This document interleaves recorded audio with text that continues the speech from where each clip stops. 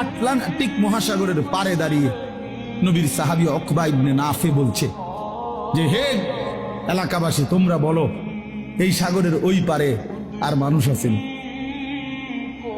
তখন জনবাসী, এলাকাবাসী বলছে, ওই সাগর তো অথই সাগর, আমাদের পূর্বপুরুষ থেকে কারো জানা মতে এই সাগরের ওই পারে মাটিও নাই, মানুষ তো পরের খবর, এ তো অথই সাগর, এর কোনো কুল কিনারা নাই।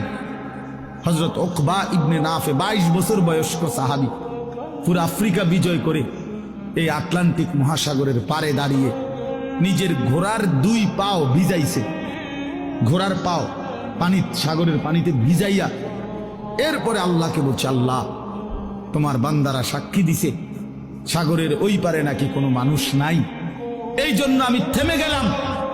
যদি খোদার কসম মাওলা একজন লোক বলতো ওই পারে একজন মানুষ আছে, আমি আল্লাহর কসম রব এই ঘোড়া নামায় দিতাম, ওই লোকটার কাছেও কালেমার দাওয়াত পৌঁছাইতাম।